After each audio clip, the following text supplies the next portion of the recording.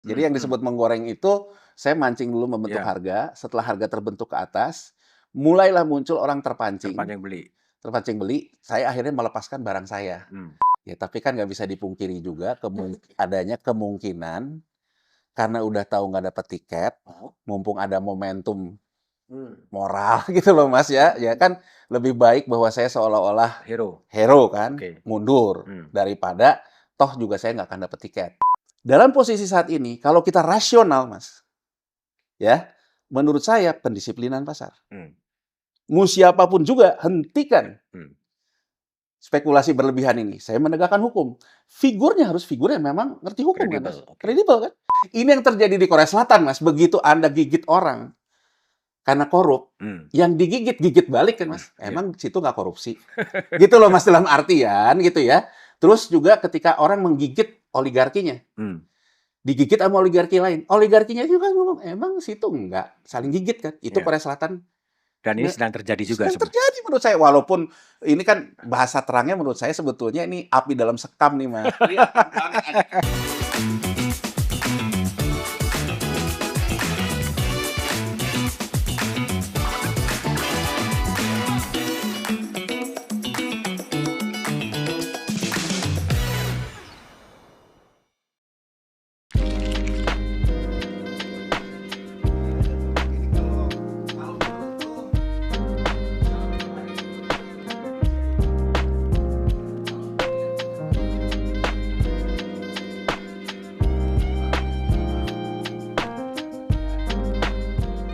Oke, jumpa lagi di ruang tamu Back to BDM. Kembali saya akan mengobrol ya tentang situasi pasar saham yang sedang terjadi crash, sedang terjadi gonjang-ganjing karena pengumuman dari MSCI yang memperingatkan ada masalah dalam bursa dan kemudian diikuti oleh pengunduran dirut Bursa Efek Indonesia, pengunduran ketua dan wakil ketua OJK dan petinggi moneter.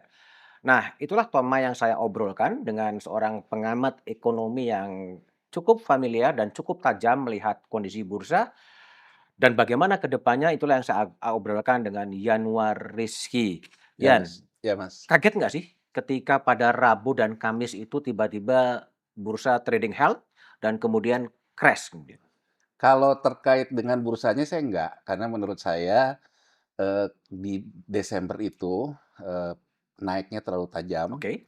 Jadi saya udah ngelihat bahwa ini memang short gitu. Jadi kalau Hmm. short itu memang sengaja gini. Pertama gini Mas BDM ya. Kan pertama kali itu indeksnya naik ke atas, Hmm. rupiahnya melemah. Ya. Kemudian Menteri Keuangan Purbaya Yudisadewa mengatakan bahwa kalau indeks itu naik, maka kepercayaan terhadap ekonomi Indonesia di masa depan Hmm. itu naik. Naik. Oke. Tapi kemudian orang nanya, Hmm. kenapa rupiahnya lemah? Hmm. Dia menyalahkan Bank Sentral. Ya. Ya, jadi artinya sinyalnya adalah berantem sendiri lah, gitu Ya. ya, berantem sendiri. Hmm. Dan memang ciri khas beliau begitu kan, Hmm. ketika uang likuiditas yang nggak ngalir juga dia salahin bank gitu. Hmm. Jadi selalu Hmm. terkaitnya itu dengan pertarungan institusionalnya. Hmm. Tapi kalau saya bacanya lain gitu, Hmm. bacanya karena ada keterangan dari memang bukan Gubernur BI yang bilang, tapi Kepala Departemen Komunikasi BI. Dia bilang karena asing menjual di surat utang negara lebih besar daripada asing Yang membeli. yang membeli saham. Hmm. Artinya Mas Mas BDM, artinya gini Mas BDM, bahwa posisi saham naik itu lewat volume yang tidak terlalu besar. Gitu loh Mas BDM. Kalau tidak volume tidak besar, harga naik, itu berarti nge-short. Jadi artinya memang mancing supaya demand-nya naik, begitu demand-nya naik, maka dia akan melepaskan barang-barangnya. Hmm. Maka si indeks akan turun. Jadi saya punya keyakinan bahwa memang akan terjadi posisi short. Hmm. Nah, akan halnya kapan itu terjadi gitu ya.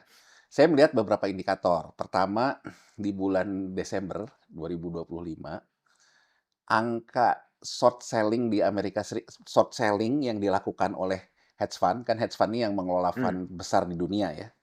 Angka short selling berdasarkan data otoritas keuangan Amerika Serikat itu naik 35% dibandingkan tahun 2024. Nah, sehingga bacaannya di global memang ada kecenderungan saham akan bubble Hmm, di bulan Maretan, Maret. gitu loh. Jadi artinya kalaupun misalnya terjadi di Januari, ya mungkin salah tebak saya sih Hmm, mungkin, haltingnya tadinya saya pikir dia akan kena halting lagi di Maret, di Maret. tapi di Januari itu akan turun banyak, tapi nggak kena sampai ke bawah, naik lagi di Februari, kena di Maret. Oke. Kenapa Mas, saya katakan gitu? Yang namanya halting ini bukan baru terjadi sekarang. Iya, Di Maret terjadi 2025 juga. juga Hmm, terjadi. Di Maret 2025 juga diawali oleh, rilisnya MSCI. Nah, di sini Mas, kalau kita mau baca tuh sebetulnya ketika di Maret 2025, MSCI itu mengatakan dia merubah posisi rekomendasi portofolio dari posisi long ke posisi short. Jadi sebetulnya semakin memberikan keyakinan di hmm, saya bahwa memang posisi Desember yang naik itu posisi short. Karena MSCI sendiri di awal tahun sudah bilang. 2025-nya sudah mengatakan di Indonesia dia akan mengalihkan dari long ke short gitu. Hmm, Nah, itu indeks turun. Nah, turun itu kan jadi indeksnya gini Mas, mungkin kita perlu melihatnya dari konstruksi hukumnya dulu nih, gitu ya, konstruksi hukum di pasar modal sendiri. Di pasar modal itu sebenarnya kuncinya informasi Mas BDM. hmm, Jadi saham itu dia kalau naik, kalau turun, kalau ada informasi, hmm, maka itu dianggap sesuatu yang wajar. Nah, cuman ada kata-kata di undang-undang pasar modal negara manapun, harga itu harus wajar, teratur, dan efisien. Yang dikatakan wajar itu ada dasarnya harga itu hmm. naik dan turun berdasarkan informasi. Yang dikatakan teratur, angkanya rasional. Jadi nggak bisa misalnya katakan aja satu aksi korporasi dari perusahaan. Dia bilang misalnya saya akan bisnis A. Bisnis A itu katakan aja keuntungannya ya cuman menaikkan dividen dia 5% misalnya. Tahu-tahu harganya 50%, itu tidak teratur. Meskipun dari sudut pandang wajar, wajar karena ada informasi yang mendukung, gitu loh. Nah, kemudian ada efisien. Nah, efisien ini sebetulnya yang terkait dengan apa yang disebut dengan goreng-menggoreng ini. Hmm, Nah, goreng-menggoreng tentang efisien ini di negara manapun nih memang ada. pidana, Mas. Benar. Jadi artinya yang disebut dengan menggoreng itu apa? Kalau harga itu naik, betul-betul mekanisme pasar, Oke. mau naik berapapun tidak boleh kita menghentikan. Hmm, Mau turun berapapun tidak boleh menghentikan. hmm, Satu, ketentuannya ada informasi yang mendukung. Kedua, harga dibentuk bukan transaksi semu. Apa transaksi semu? Jadi transaksi semu itu begitu harga dibentuk jadi harga di atas, bukan karena misalnya saya mematch-kan dengan Mas BDM, padahal saya dengan Mas BDM itu punya hubungan afiliasi, hmm, sehingga sebetulnya itu transaksi semu. Nah, itu yang disebut menggoreng tuh itu, hmm, Mas. hmm, Jadi yang hmm. disebut menggoreng itu, saya mancing dulu membentuk Ya, harga, setelah harga terbentuk ke atas, mulailah muncul orang terpancing, terpanjang beli. terpancing beli, saya akhirnya melepaskan barang saya. Hmm, Jadi nge-short tuh ini, jadi nge-short itu kan sebetulnya kayak misalnya ya, saya punya saham memang udah dari pendiri ya memang harganya kan mau harganya misalnya BCA deh, BCA kan kalau dulu orang belinya dari stock split terakhir kan 5.000 Mas hmm, BDM. hmm, Jadi kalaupun sekarang saya di 8.000 saya guyur habis ya saya tetap untung gitu ya, ke sampai 7.000. Nah, cuman kan saya harus meningkatkan demand dulu sampai ke 8.000. hmm, Digorenglah kan dengan menciptakan transaksi ini. Tapi kalau sebetulnya benar-benar murni tidak ada unsur pidananya, ya sebetulnya nggak bisa diapa-apain, Mas. hmm, Ini biar, publik juga paham, kenapa sih kok sekarang ada ngomong, apa, pidana. pidana. Hmm, Karena memang ini pasal pidana. hmm, Jadi ini memang pasal pidana, kalau dia unsur sesuai KUHP, 2 alat buktinya terbukti, transaksi semuanya, jadi alat bukti pertamanya adalah tanpa perpindahan kepemilikan. Baik sendiri-sendiri, kalau sendiri-sendiri itu ya kan konyol aja, hmm, Yanuar sama Yanuar gitu. hmm, Maupun persekongkolan, kalau persekongkolan itu kan antara saya sama Mas BDM. hmm, Gitu loh, atau turut serta juga kan oke. bisa kan gitu ya. Hmm, Dan ada unsur keduanya, ada yang diuntungkan dan atau merugikan publik. hmm, Jadi katakan saja Mas, saya menciptakan harga ngegoreng, saya menciptakan transaksi semu, tapi alat bukti keduanya tidak nggak terbukti ketemu. bahwa saya kemudian memperoleh keuntungan, gitu ya. Ini yang disebut dengan menggoreng. Nah, Menteri Keuangan Purbaya satu sisi ngomong ketika pembukaan perdagangan di bursa, Beresin. beresin soal gorengan, ini semua Hmm, gorengan. Jadi sebenarnya ada sinyal yang mungkin orang, tidak terlalu melihat ya. Direksi bursa ini akan habis, Mas, di bulan Juni, Oh, akan habis? akan habis. Hmm, OJK di tahun depan tuh akan habis, Mas. oke. Jadi sebetulnya konstruksi politiknya, Hmm, politik, terkait rekrutmen, di bulan Februari ini harus dimulai. yang bursa Burs jadi kalau bursa tuh gini, Mas, PDM, saya untuk bisa dipilih di RUPS di bulan Juni, saya itu harus dapat dulu izin dari OJK, oke. ada fit and proper lah di OJK. Iya, Jadi walaupun karena dia hmm, SRO. hmm, Nah, untuk saya bisa masukin nama saya masuk ke OJK, coba. saya harus dapat tiket, Mas. Tiket itu ketentuannya dari berapa persen AB, Hmm, anggota bursa, perusahaan efek yang juga jadi pemegang sahamnya, yang boleh mencalonkan. hmm, Nah, saya udah dengar, Mas, isunya. Isunya udah sejak lama bahwa pergantian pemain lah. oke, Jadi yang ini itu akan diganti semua. akan diganti semua. Jadi sebetulnya, eee, di root bursa dan Mhm, juga ini nih saya udah tahu nggak akan dapet tiket. mmm, Kan gini loh, Mas, bahwa bahwa orang kan sekarang bilang nih demutualisasi, bursa tuh nah, nggak independen karena nah, anggota bursanya. Ya saya karena juga saya pernah di situ, Mas, sebetulnya tekanan dari anggota bursa yang juga pemegang saham terhadap kita yang di bursa, itu kecil, Mas. Tekanan yang besar itu memang tekanan politik, karena politik. termasuk tekanan politik ke para anggota bursa. Mmm, Gitu loh, Mas. Karena kan, ya ini kan perusahaan pragmatis, Mas, bukan perusahaan, iya, jadi idealis. kan ibaratnya kan dia juga cari Mmm, order, cari apa, kalau kekuasaan bilang enggak, ya dia juga akan ngikut aja. mmm, Jadi memang sinyalnya jelas, nggak dapet tiket. Nah, ini ternyata ditegaskan oleh Menteri Keuangan Purbaya ketika pembukaan perdagangan bursa. mmm, Dia bilang gitu, direksi berikutnya kalau yang masih ngelindungin goreng-menggoreng, saya nggak akan kasih insentif. mmm, Karena kan memang bursa minta insentif ke pemerintah, terutama ke Menteri Keuangan. Di situ saya udah baca, oh confirm, mmm, berarti memang nggak dapet tiket. oke. Gitu loh, Mas. Dan kalau kemudian sekarang berkaitan dengan, apa, halting pada Rabu dan Kamis dan kemudian mundur, memang dia memanfaatkan momentum ini untuk mundur ini sebagai bentuk pertanggungjawaban, atau memang ada tekanan juga untuk mundur aja? Oke, pertama kali mundur kan di Rut Bursa. Iya, Saya beberapa lah di grup WA teman-teman market gitu ya. Saya bilang, ya tapi kan nggak bisa dipungkiri juga adanya kemungkinan karena udah tahu nggak dapet tiket, mumpung ada momentum mmm, moral gitu loh, Mas, ya. Ya kan lebih baik bahwa saya seolah-olah hero, hero kan, oke, mundur mmm, daripada toh juga saya nggak akan dapet tiket. mmm, Itu pertama kali saya baca, membaca, Mas. oke, Jadi membaca, ah ini mah karena nggak dapet tiket aja, mmm, cari momentum aja gitu. mmm, Dan memang ketika di Rut Bursa mundur, nuansanya kan masih tidak sepanik ketika mmm, yang OJK-nya mundur rame-rame ini gitu. Nah, terus saya membaca, OJK sendiri memang pergantian pemain, Mas. Bukan hanya OJK, tapi BI. mmm, Dari mulai di awal tahun 2025, OTT terhadap, mmm, kas gubernur ruang kerjanya kasus gubernur CSR ya? CSR, di Mmm, dua-duanya. Jadi dari situ saja saya sudah tahu bahwa ini memang ada pergantian pemain. Dan beberapa kali Menteri Keuangan Purbaya juga selalu mengatakan, mengkritik OJK tentang goreng-goreng-menggoreng ini. mmm, Karena kan gini, Mas, begitu nanti pansel dibentuk, jadi kalau OJK, presiden akan membentuk pansel kira-kira di bulan September gitulah, Mas. Jadi proses, pansel biasanya September sampai akhir tahun. Ketuanya pasti Menteri Keuangan. iya, Jadi sinyalnya menurut saya memang juga bukan yang ini, mmm, ya kan, Mas? Ada 2 kemungkinan kan, menggunakan kewenangan yang diberikan Undang-Undang P2SK, bahwa DPR juga boleh memberhentikan mmm, komisioner OJK maupun Dewan Gubernur BI mmm, atas dasar kinerja. Nah, spekulasi ini kan muncul di masuknya Tommy, Tommy, gitu loh, Mas. Di masuknya Tommy kan, oh kelihatannya memang mau pakai Undang-Undang P2SK, ya kan, Mas? Jadi, oh ini memang ujung-ujungnya saya membaca pergantian pemain, gitu ya, Mas, pergantian pemain.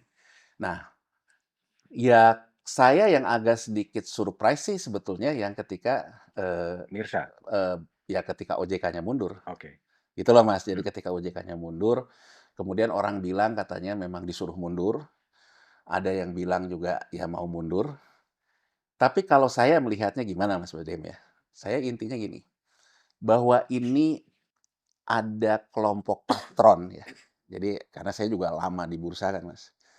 kelompok patron ini kan berarti sebetulnya kelompok oligarki, ya kan? Yang menempatkan orang-orangnya di birokrasi terkait dengan pasar. Karena oligarki memang punya kepentingan untuk menguasai pasar. Karena dia cari duitnya dengan mengelola sahamnya. Jadi saya melihat gini, dalam sinyal dari awal tahun sampai dengan kira-kira akhir tahun, oligarki lama yang banyak menempatkan orang-orang di bursa itu diganggu, Mas. Itu Hmm. saya lihatnya begitu. Di mana saya melihat itu? Pertama, ya, mundurnya komisaris utama GoTo, Betul, oke. Boy Thohir mundur. Hmm. Kemudian tekanan terhadap Erik juga meningkat, Hmm. sampai akhirnya Erik digeser ke Menpora. Menpora. Kemudian Patrick Waluyo juga akhirnya mundur, tekanan itunya tuh besar. Kemudian Kejaksaan Agung ketika melakukan kasusnya Nadiem, dia meng-OTT juga, melakukan, penggeledahan ke kantornya GoTo. Hmm. Nah, dalam sepanjang pemahaman saya, berarti sebetulnya patron lama Hmm. dihabisin. Dihabisin. Dan banyak sepanjang pengetahuan saya terhadap politik bursa, memang orang-orang yang mundur ini memiliki kedekatan dengan ini, Mas. Oke. Gitu loh, Mas. Hmm. Jadi memiliki kedekatan dengan sini. Jadi sebetulnya saya membaca gitu ya, bahwa ke depan, ya kan, akan diambil alih nih. Hmm. Dari mana lagi saya membacanya, Mas, BDM gitu ya. Ketika Grab mau mengakuisisi, GoTo.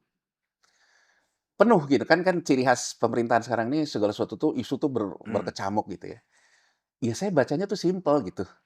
Kalau Grab mengakuisisi GoTo dan kemudian Danantara ikut masuk, ya sama aja dengan yang Hmm. dilakukan dulu. Ketika Gojek sama Tokopedia merger, Telkom masuk, maka sesuai standar akuntansi terjadi revaluasi, Mas. Hmm. Dan yang diuntungkan pemegang saham lama. Dia bisa exit dengan harga tinggi. Maka saya waktu itu melihat, oh kalau Grab ngambil GoTo, Danantaranya masuk, berarti ya mengulang skemanya Telkom. Tapi di sisi lain, sinyal-sinyal ya walaupun Kejaksaan Agung mengatakan kan sempat ada sinyal bahwa uang yang Telkom tuh mau dibalikin dibantah oleh Patrick, waktu itu Patrick masih CEO dan sebagainya. Saya melihat tendensi ini kayaknya kayak orang tobat gitu loh, Hmm. Mas, bahwa yang dilakukan ketika Telkom itu salah. Salah. Hmm. Sehingga Kejaksaan Agung mau melakukan ini, tapi persoalan hukumnya tidak kunjung naik Hmm. yang saya baca. Ya. Oh, ini mah mungkin tekan-menekan. Nah, saya pindah satu kesimpulan, oh jangan-jangan mau mengerjakan apa yang dikerjakan dulu, tapi yang lamanya keluar dulu semua. Hmm. Ibaratnya hostile takeover, Mas. Hmm. Hmm. Hmm. Gitu loh, Mas. Hmm. Jadi Hmm. hostile takeover kalau dulu ini mainan kamu, sekarang mainan saya dong. Iya, iya, iya. Gitu loh, Mas. Jadi seperti biasanya keributan antara para oligarki.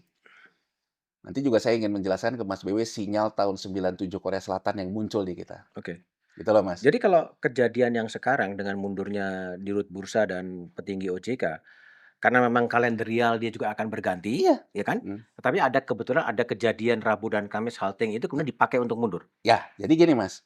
Bacaannya kan katanya Grab dan GoTo itu kemungkinan besar itu, akan di April. Hmm. Dan dramanya kan luar biasa, Mas. Ya. Bahwa pemerintah tuh katakanlah mengatakan tidak akan masuk, Hmm. masuk, nggak Hmm. masuk gitu. Bahkan sempat juga beritanya Mensesnek mengatakan bahwa pemerintah akan masuk, tapi sampai sekarang kan nggak jelas.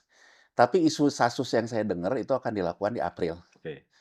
Nah, dari benang merah itu, dengan sekarang semua dibersihin kayak gini, menjadi make sense Oke. bahwa percepatan diperlukan, Mas. Tidak tunggu batas selesai gitu loh, Mas. Oke. Kan kalau batas selesai kan, Percepatan, oke. batas selesai kan di Juni, Hmm. OJK-nya batas selesai kan di apa, di Desember. Jadi walaupun ini sesuatu yang, tidak bisa dicari secara hukum hitam putih, Mas, tapi kan pola relasi kan bisa kita cari. Iya.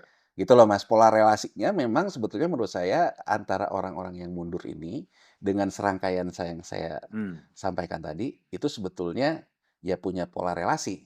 Hmm. Gitu loh, Mas. Dan itu intinya adalah sebetulnya, pembersihan otoritas di bursa dan OJK untuk digantikan dengan patron baru. Aturan baru. Bacaan saya begitu. Bacaannya gitu, Bacaan saya gitu. bahwa kasus halting ini menjadi ya kebetulan ada ini ya Dipakai. dipakai. Nah, kenapa, Mas? Karena, kalau yang asingnya, jadi BlackRock gitu ya, Mmm, Mas. Pertama kali yang ditemui oleh CEO Danantara, BlackRock. Roshan, dan juga CEO-nya yang ngurus investasi Pandu tuh Black BlackRock, mmm, gitu loh, Mas. BlackRock ini, dia adalah punya saham pendiri di Grab, punya juga saham di GoTo, Mas. oke. Jadi sebetulnya BlackRock juga punya kepentingan terhadap merger GoTo dan Mmm, Grab, dan yang juga memungkinkan dia untuk exit seperti waktu SoftBank exit di GoTo, Mas, mmm, dengan masuknya Telkom. mmm, Gitu loh, Mas. Kan jadi kalau menurut saya, sebetulnya kan kurang lebihnya ini sinyal juga dan sebelum itu, Mas, si Northstar juga jual ke Aces. Jadi Aces nih hedge fund juga sahamnya. Jadi saya ngelihat sinyal, oh ini kayaknya memang yang dari asingnya karena terjadi perubahan iklim, jadi yang ini kan ditinggal nih, Mas, gitu loh. Nah, cuman menurut saya kelihatannya memang caranya adalah cara saling gigit nih, Mas. mmm, Nah, sekarang begini, Mas, untuk pertanyaan Mas BDM tadi, ya. Halting pernah terjadi mmm, di bulan Maret. iya Informasi pertama MSCI yang saya bilang iya, tadi, sama diresonansi oleh Goldman Sachs, mmm, diresonansi oleh JP Morgan. Sehingga begitu indeks itu sampai turun ke bawah, memang karena informasinya benar, bursa tidak boleh melakukan intervensi, Mas. Jadi maksudnya gini, misal ada informasi yang ngomong Yanuar gitu, omongan nggak bener, gitu loh, Mas. Tapi seolah-olah didengar sama pasar sebagai mmm, alat menurunkan harga. Maka bursa sebetulnya bisa melakukan suspensi, Mas, bukan circuit breaker. mmm, Jadi suspensi dan kemudian memberikan pengumuman ke pasar, investor, Anda hati-hati, ini salah karena informasinya salah." mmm, Gitu, bahwa informasi salah. Satu yang pasti, Mas, meskipun dibantah-bantah waktu itu Menteri Keuangannya belum Purbaya ya, Menteri Keuangannya masih Bu Sri Mulyani. Dibantah-bantah soal tekanan fiskal itu, tapi kan bantahnya bukan dalam bentuk resmi lah, lebih kepada doorstop dengan wartawan. Jadi artinya lebih kepada persepsi dan opini. Kan kalau benar-benar tidak ada kan sebetulnya pakai regulasi, pemerintah bisa langsung menyetop, Mas, karena dianggap memberikan informasi menyesatkan. Itu pidana pasal 90 Undang-Undang Nomor 8. Kan tidak, Mas. Berarti sebetulnya pemerintah sendiri membenarkan informasi itu. oke, Gitu ya, Mas. iya Nah, iya respon presiden pada waktu itu, Mas, ketika 2 kali sama loh 2 kali iya, halting, Mas. mmm, Sama-sama 8% kan. iya, Heboh, Mas. Dulu heboh, juga kalau masyarakat heboh kan karena bursa segala macam. Yang menarik kan respon Presiden Prabowo. iya, Respon dia, "Saya nggak peduli," nggak dia bilang. peduli, Karena dia bilang bursa itu judi. mmm, Bahkan dia bilang tidak berpengaruh terhadap orang-orang desa yang saya urus. iya, Kan beliau tuh narasinya selalu MBG segala mmm, macam itu kan terkait mengalirkan uang ke dia nggak peduli. Dan ini diulang ketika sidang kabinet, dia panggil menterinya satu-satu. mmm, "Ini yang botak Rosan aja, mmm, karena sahamnya turun. mmm, Biarin aja," dia bilang. Kan mmm, gitu. mmm, Dia bilang, "Amran, oh Amran kayaknya enggak nih." Kan begitu. Coba iya, kita mmm, bisa search di Google waktu posisi ketika Maret tahun lalu, iya iya, sesantai itu gitu loh, Mas. mmm, Jadi presiden tuh mmm, serileks itu gitu, serileks itu menganggap itu tuh oke, nggak ada apa-apa gitu. mhm, Nah, yang menarik di Januari ini gitu mmm, loh, Mas, kan gini, presiden baru pulang dari World Economic Forum. oke, Presiden itu, Mas, menjawab apa yang menjadi catatan banyak, termasuk MSCI, Goldman Sachs dan sebagainya di awal tahun 2025, bahwa Indonesia punya ancaman tekanan fiskal dan isu yang berkembang di pasar, bahwa Indonesia ini punya kemungkinan gagal bayar, gagal bayar hutang. mmm, Presiden kan statement-nya jelas, mmm, Indonesia tidak pernah mmm, punya tradisi gagal bayar hutang. mmm, Sinyal berikutnya yang presiden berikan adalah apa? Presiden memberikan sinyal kurang lebih merapat ke politik global yang dikendalikan oleh hedge fund. mmm, Kan gini Mas BDM, kalau di Amerika itu kan enaknya kita tuh bisa ngelihat donasi politik di Amerika Serikat itu datangnya dari mana mmm, gitu. Data kan selalu terbuka kalau di Amerika. Kan kalau kita lihat di Amerika ini mau Partai Republik, Partai Demokrat, terus Partai Independen dan sebagainya. Donasinya kan selalu berawal dari hedge fund, dari migas dan sama bisnis yang bisnis senjata. Tiga ini kan sumbernya. Nah, dari tiga ini itu juga ada yang disebut dengan komunitas Yahudi Amerika itu. Kan intinya ini nih. Jadi saya pada waktu itu ngelihat presiden itu sebetulnya sudah dalam posisi merapat lah kurang lebih gitu mmm, Mas dengan masuk ke dewan board office, board of peace dan board of peace itu juga ada keanggotaan yang 16 triliun ya kalau nggak salah, 16 triliun. 16 triliun kan. Dan Menteri Keuangan Purbaya apa yang dibilang? 16 triliun itu akan dibiayai oleh APBN. Iya. Kurang lebihnya kan gini Mas BDM kalau kita baca ya secara tajam. Pemerintah Indonesia di tahun 2026 ini defisitnya kan kemarin naik 3%. Iya. Pemerintah untuk membiayai defisit yang selalu dibilangkan menciptakan hutang baru 800 itu biaya defisitnya. Tapi pemerintah juga harus membayar hutang jatuh tempo 850 Mas. Jadi sebetulnya kalau 850 hutang jatuh tempo ini tidak dibiayai dengan hutang baru, berarti penerimaan negara. Itu nggak mungkin orang penerimaan negaranya jatuh. Jadi sebetulnya kebutuhan pemerintah itu kan 1.600 triliun Mas. Nah, Oke. sejarah yang nggak pernah default surat utang itu siapa? Amerika Serikat. Walaupun Amerika Serikat itu negara pertama yang pernah default surat utang, Mas, tahun 1864. Jadi tahun 1864 itu, Amerika Serikat itu gagal bayar hutang. Karena Civil War itu loh, Mas. Civil War, sampai akhirnya merambat ke Perang Dunia ke-1. Nah, tapi setelah itu Amerika nggak pernah default. Walaupun setiap gejolak yang terjadi ini, selalu orang bilang karena persoalannya surat utang Amerika Serikat. Sekarang, 70 juga gitu. Nah, kenapa nggak pernah gagal bayar, Mas? Karena selalu di revolving namanya, Mas. Jadi revolving itu surat utang lama ditukar surat utang baru. Nah, kurang lebih sebetulnya di 2024 akhir, Menteri Keuangan Sri Mulyani juga bilang, Mas, bahwa hutang yang 2024 yang 400T di revolving. Nah, artinya kalau sekarang ingin revolving, berarti kan kita membutuhkan tetap dibantu, Mas. Bacaannya kan gitu loh, Mas. Jadi kurang lebih kan, toh nanti kalau saya juga nambah hutang ini, sebagian dari situ untuk saya bayar keanggotaan, toh. Kurang lebih kan bahasa yang bisa kita baca bahwa presiden itu melakukan sebuah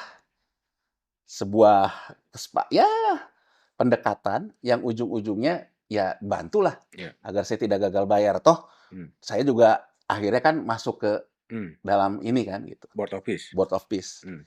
Ketemu di London dengan segala macam investment. Pokoknya aura positif. Balik, Mas. Ya kan? Tahu-tahu indeksnya kena auto halting.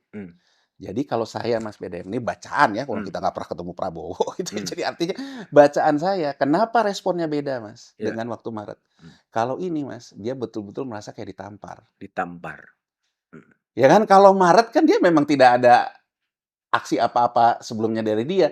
Ini kan seolah-olah market udah convince baik, dan mungkin orang-orang seputarnya udah ngomong positif, dan bahkan saya dengar juga katanya, tadi saya sebelum tepat Mas BDM, ada media online mengatakan bahwa Istana mengkonfirmasi Presiden tidak kesal sama Menteri Keuangan Purbaya, karena janji indeksnya tidak terpenuhi.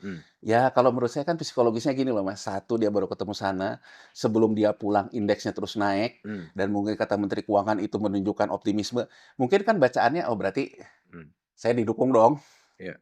Ya kan Mas, kan tidak bisa dipungkiri Mas, kalau kita pakai old school tentang krisis ini, bahwa ketika krisis 98 kan penyebabnya itu, begitu sudah tidak didukung, dihantam terus, gitu kan, jatuh kan Mas, kurang lebih kan begitu ya. Jadi artinya kan keyakinan stabilitas politik dicapai oleh dia, gitu loh Mas. Tahu-tahu indeks ini jatuh.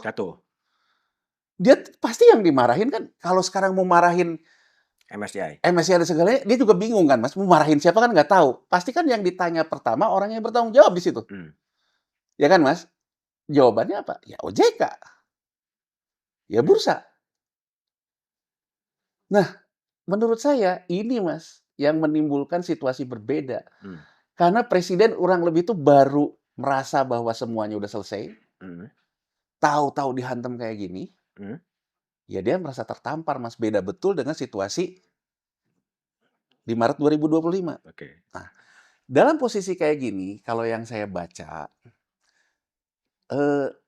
terjadi yang namanya saling gigit antar institusi, Mas. Misalnya, kita berandai-andai. Loh, kata kamu indeksnya sampai 9.200. Kok sekarang turun? Saya akan ngomong, OJK-nya nggak jagain gorengan, Pak. Bursanya nggak jagain gorengan.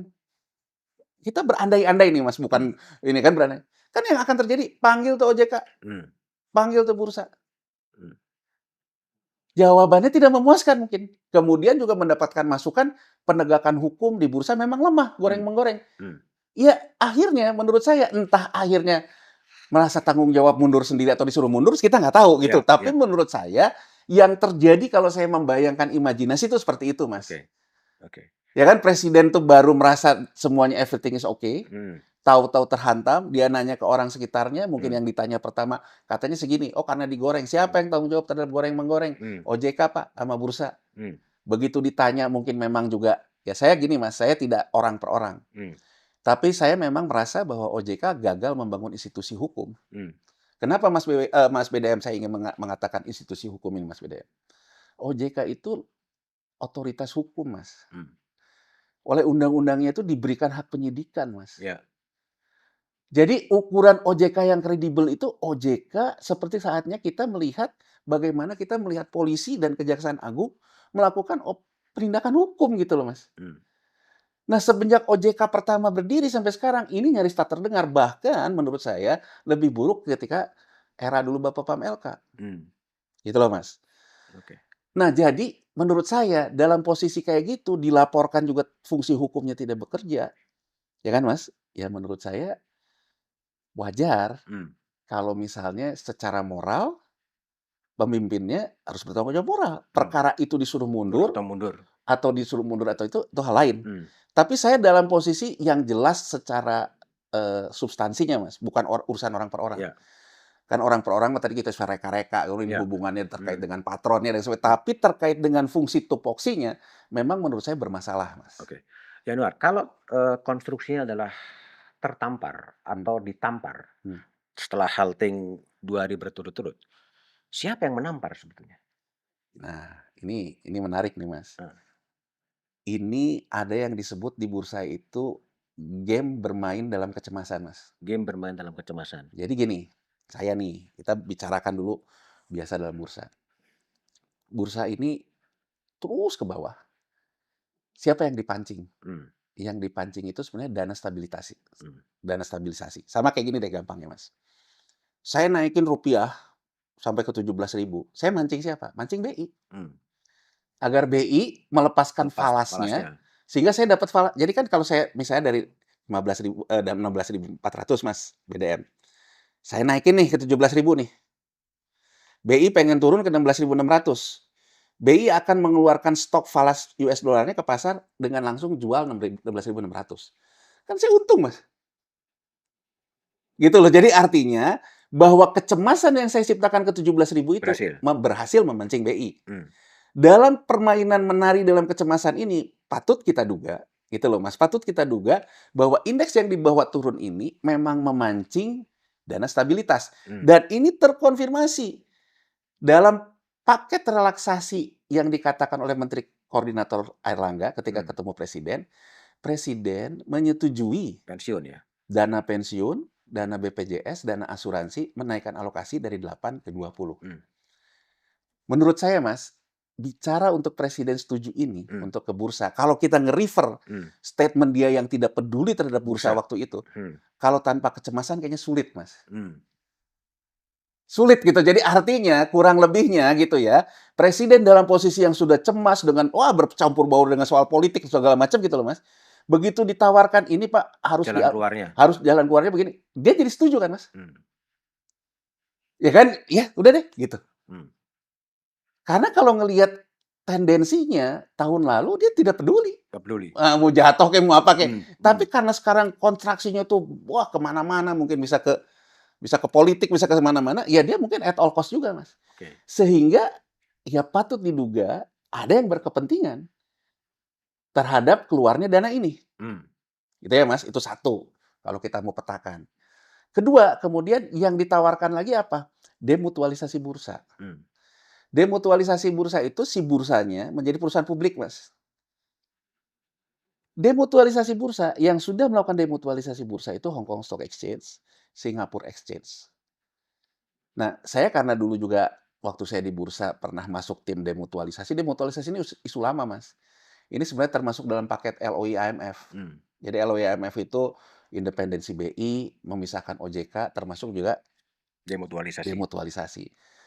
Sehingga dulu saya waktu masih di bursa, saya pernah ngurusin kajian ini dan sampai ke Hong Kong karena Hong Kong melakukan demutualisasi. Dan Di Hong Kong itu Mas, demutualisasi ke publik, kan ada pengembang saham non publiknya. Jadi saya ingat betul gitu, non publiknya kalau nggak salah itu pemerintah Hong Kong, ya danantaranya Hong Kong, pemerintah Cina, BlackRock, Vanguard. Itu ingatan saya, gitu loh Mas. Terus Singapore Exchange. Saya Singapore Exchange sebenarnya agak-agak lupa. Hmm. Apa Temasek, apa ada segala macam. Hmm. Saya nge-search nih Mas. Ternyata di Hong Kong Stock Exchange betul ada BlackRock. Di XGX juga ada BlackRock. Dan saya ingat betul, MSCI itu di spin-off oleh Morgan Stanley, menjadi kayak persis kayak demutualisasi bursa, Mas. Ini kan perusahaan riset yang di spin-off dari Morgan Stanley. Dan saya ingat gitu, pemegang saham yang besarnya itu hedge fund-hedge fund. Hmm. Saya search juga lah.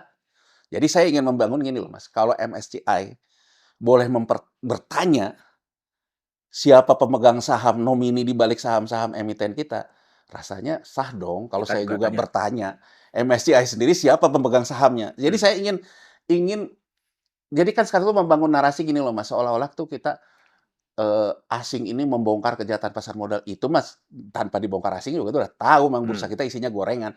Tapi menurut saya mengatakan bahwa asing ini bebas nilai juga saya nggak setuju. Oke. Nah, jadi cara saya adalah ya saya pakai standar yang sama. Hmm. Kalau Anda mempertanyakan bahwa dikerjain oleh nomini yang pada dasarnya Beneficial ownernya ya saya juga boleh dong bertanya. MSCI ini sebetulnya pemegang sahamnya siapa? Oke. Nah, cuman kan kalau di Amerika memang data beneficial owner kan gampang. Muncul BlackRock juga. Oke. Gitu loh, Mas. Oke. Dan saya ingat, oh, Rosan pertama kali ketemu BlackRock. Oke. Gitu kan, Mas? Oke. Jadi kan saya menangkap kesan gini loh, Mas. Saya menangkap kesan demutualisasi bursa ini, ya kan? Kalaupun nanti Danantara masuk Bursa.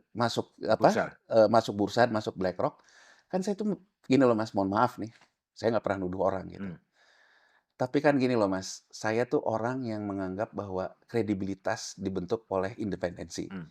Independensi itu dibentuk oleh Anda tidak boleh punya konflik kepentingan.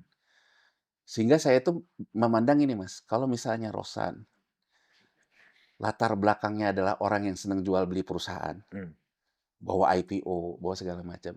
Begitu Anda jadi Danantara, Anda harus semua lepasin semua. Ya kan Mas? Artinya kan Anda sekarang apapun yang terjadi memang bekerja untuk negara ini. Tapi kan nggak ada Mas di kita tradisi kayak gitu. Pandu Sahrir kan sama.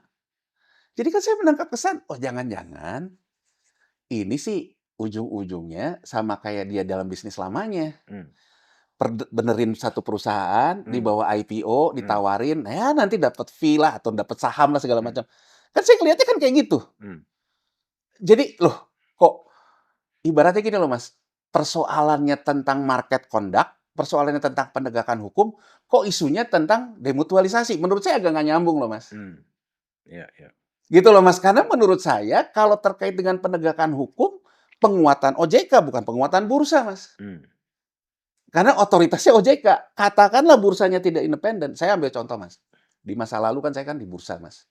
Bos saya dulu pernah dapat ini Mas, peringatan keras dari Bapak Pam. Karena dianggap tidak melakukan market conduct dengan baik. Jadi dengan kata lain, katakanlah sekarang direksi bursa ini tidak netral, tidak mau meriksa yang terkait dengan pengusaha pendukungnya, sekuritas pendukungnya. Kalau OJK-nya kredibel, ditampar, Mas.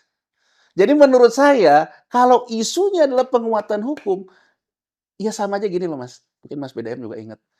Dulu, orang untuk membangkitkan kepercayaan tentang Kejaksaan Agung misalnya, ditaruhlah figur almarhum Baharudin Lopa. Iya. Jadi kan soal hukum dijawab oleh hukum kan, Mas? Iya. Ini kan agak aneh menurut saya. Soal hukum dijawab sama jual beli perusahaan gitu loh, Mas. Ya kan? Oke. Aneh menurut saya. Jadi, loh kok gini ya? Gitu loh. Ya kan? Nah, terus menurut saya, figur kan, Mas. Katakan ya, ini kan lebih lucu lagi kalau disuruh mundur, Mas. Kalau disuruh mundur, karena Presiden ingin mengembalikan marwah hukum, seperti yang dikatakan oleh Menteri Koordinator Erlangga Hartarto, kita tidak akan mentolerir dan akan penegakan hukum. Yang ngomong malah Barreskrim. Kejatuhan indeks ini akan kita periksa pidana. Saya dalam posisi banyak teman-teman ekonom dan sebagainya bilang, "Wah, kok jadi kriminalisasi bursa?" Saya bilang, "Enggak. Hmm. Memang itu ada pasal pidana. Hmm. Di mana-mana biasa gitu, dalam artian harus diperiksa. Ya. Dan itu kewenangannya ada di OJK. OJK. Kenapa diambil oleh polisi? Ya karena memang OJK-nya yang Nggak bergerak. nggak bergerak. Dan ini Mas, saya ingin me-remind. Oke. Di tahun 2020 Mas BDM, ya ketika kasus Jiwasraya dan Asabri, itu juga sama Mas, diambil alih oleh Kejaksaan Agung. Hmm. Saya banyak teman-teman sekuritas, pelaku pasar, bilang, "Yan, kan lu suka ditanya sama media, ini jangan dikit-dikit korupsi dong, Hmm. diambil sama Kejaksaan Agung." Saya bilang ke teman-teman di capital market, "Lu mesti tekan OJK, Hmm. karena hak penyidikannya di OJK. Hmm. Jadi OJK mestinya ambil alih, karena itu memang ada di OJK. Kalau nggak diambil alih, sementara kasusnya kayak gini, nggak salah juga Kejaksaan Agung." Gitu. Singkat cerita Mas BDM, tahun 2023 muncullah Undang-Undang P2SK. Dalam Undang-Undang P2SK itu menegaskan bahwa APH di sektor keuangan hanya OJK. Hmm. Hanya OJK, Mas. Ya, kita tahulah, tahu-tahu ada masyarakat sipil gugat ke MK, pasal ini digugat. Karena kalau sesuai KUHP, KUHP, Polisi. ada bisa polisi, bisa kejaksaan. Hmm. Dan MK mengabulkan, Mas. Sehingga di 2025 kemarin DPR merubah Undang-Undang P2SK asas ininya MK. Jadi kalau sekarang polisi itu mengambil alih, Mas, karena memang putusan MK. Nggak hanya OJK. Ya. Nah, kalau ini menimbulkan, ya kita tahulah ya orang mana percaya sih sama polisi. Tapi saya ingin memberikan gambaran.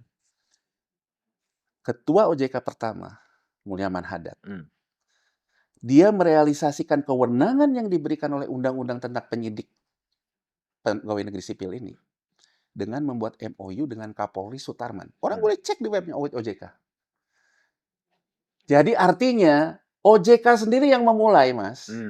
Bahwa dia diberikan undang-undang kewenangan untuk melakukan penyidikan, tapi fungsinya dia serahkan ke polisi. Nah, sekarang kalau kita mau mereview, kan pertanyaannya bisa dibalik. Bareskrim sekarang seolah-olah gagah nih. Tapi kan pertanyaannya bisa dibalik. Orang-orang ex officio yang ditetapkan oleh Bareskrim di OJK selama ini juga ngapain aja? Kan gitu loh, Mas. Terus pertanyaan keduanya, kenapa dia tidak menyuruh? Kan ini juga aparat kepolisian, Mas, berdasarkan MOU itu, Mas. Yeah. Kenapa tidak menyuruh OJK kan, Mas? Yeah. Nah, ini menurut saya menunjukkan kekacauan hukum loh, Mas. Persoalannya kewibawaan hukum, tapi tidak diperbaiki strukturnya. Jadi apakah ini oleh demutualisasi? Enggak kan, Mas? Yeah. Tapi kan normalisasi OJK. Dan kalau kita nge-refer ke masa lalu, ya mungkin perlu pilih orang kayak Baharudin Lopa kan?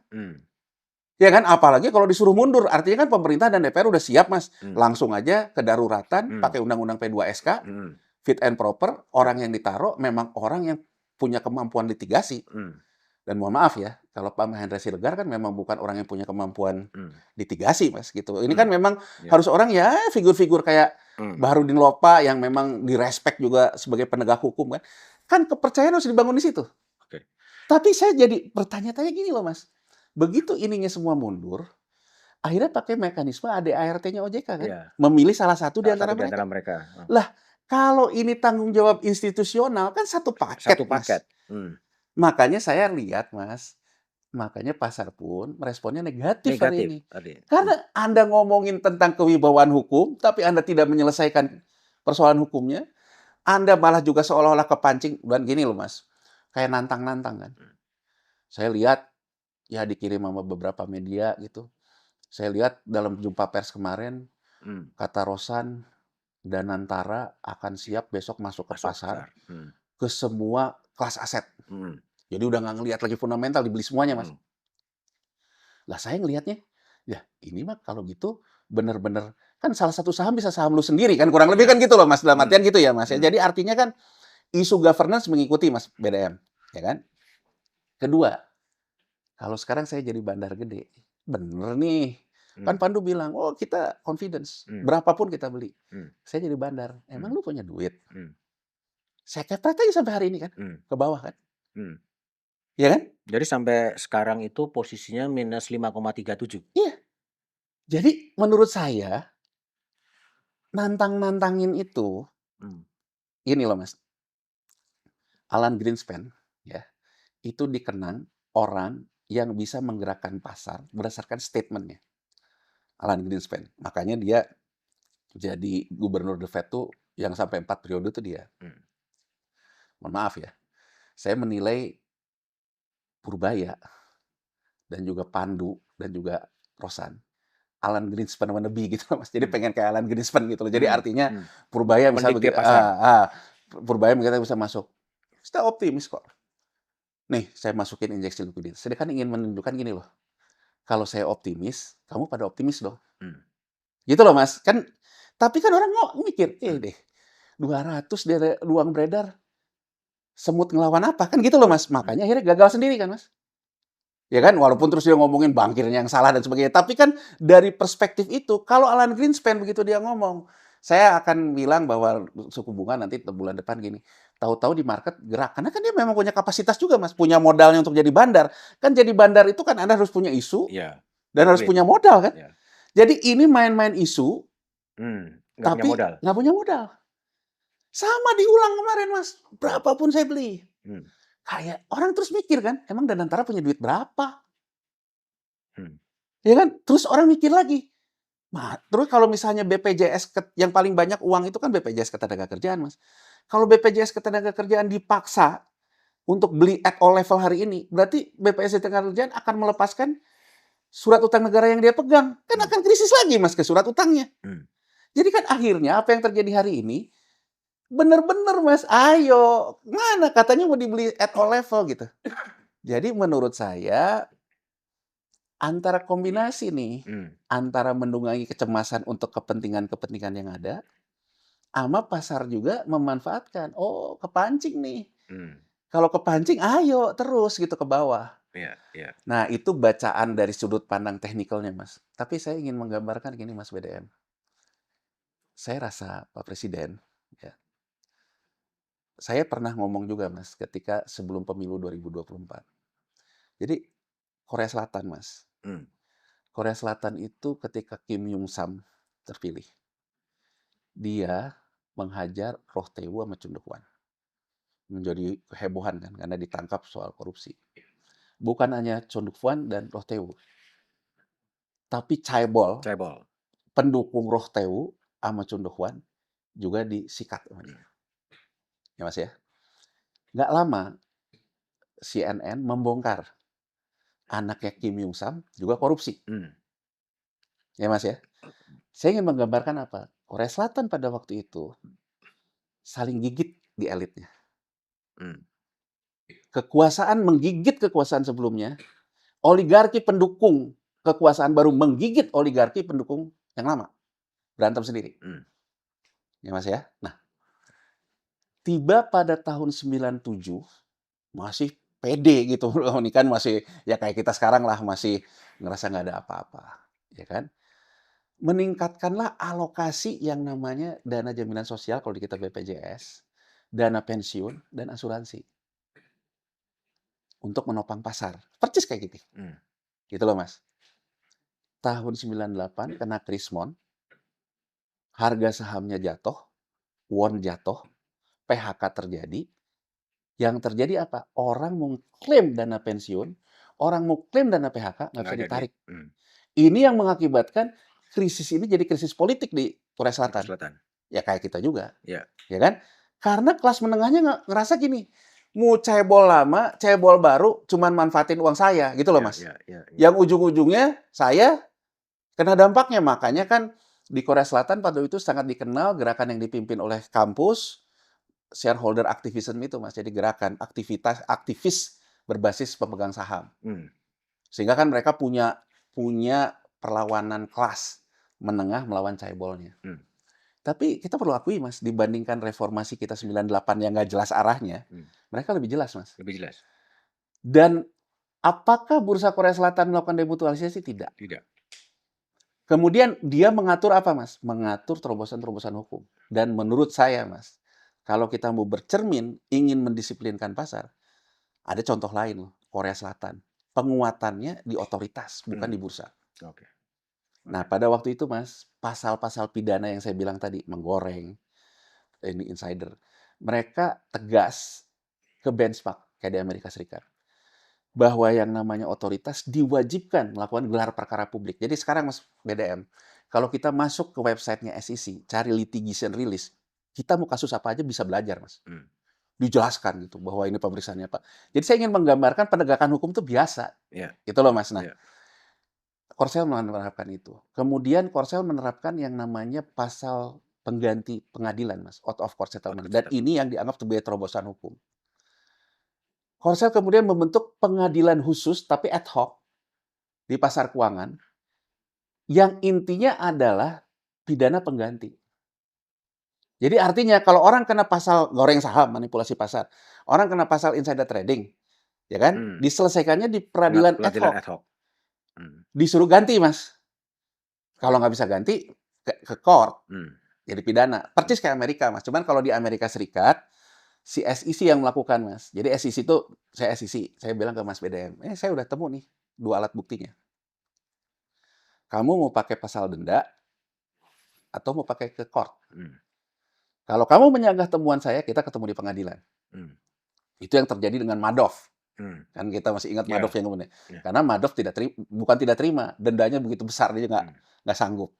mmm, Akhirnya ya udahlah ketemu di pengadilan. oke, Tapi kalau saya bilang nggak deh, saya selesaikan di sini.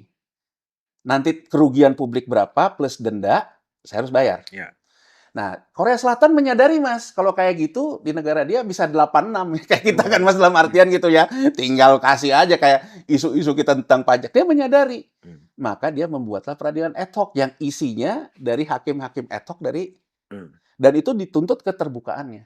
mmm, Bahkan Mas BDM ya, kalau kita ngelihat drakor nih, saya karena kadang-kadang suka lihat drakor juga, kalau kebetulan di sini saya lihat gitu ya.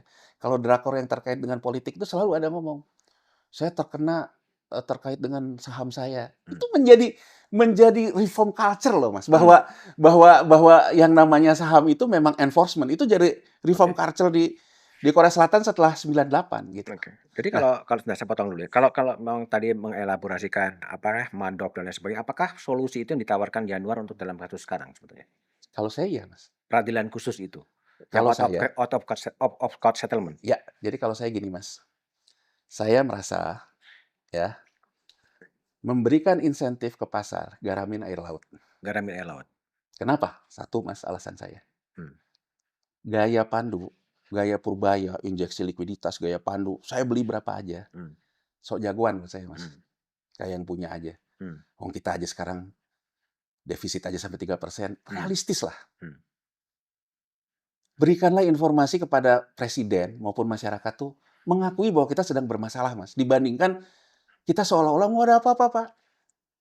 Halu, Mas. mmm, Itu yang terjadi kan, Mas, dalam oke artian kan, oke, saya kan lebih baik kita jujur saja. mmm, Rakyatku, kita tuh lagi susah loh, oke, tapi kita bersatu ya. mmm, Gitu loh, Mas. mmm, Dibandingkan kita ngomong, "Wah, ekonomi baik-baik saja."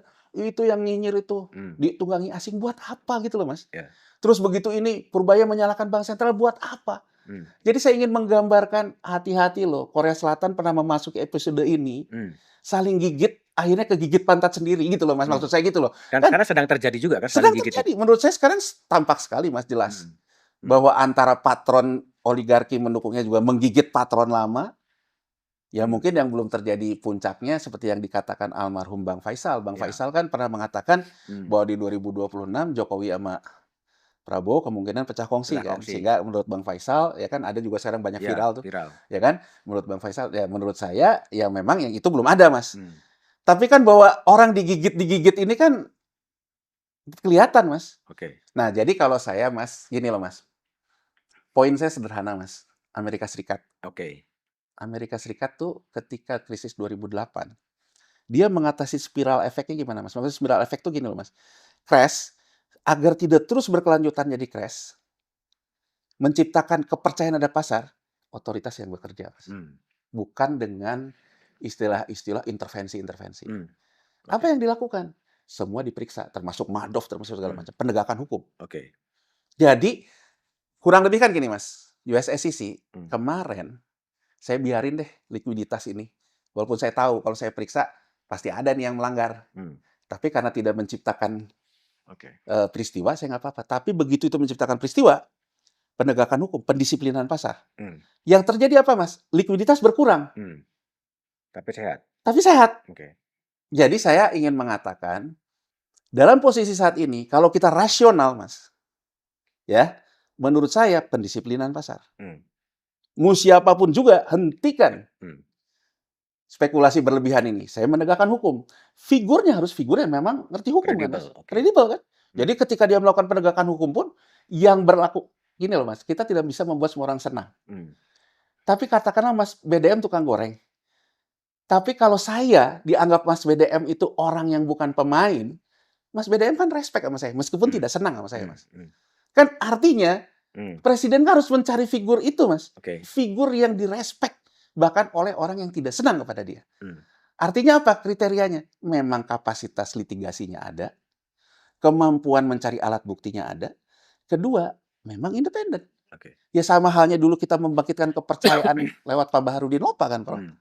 Nah, ini kan menurut saya langkah yang paling benar. Walaupun pasti akan terjadi pengeringan likuiditas Iya.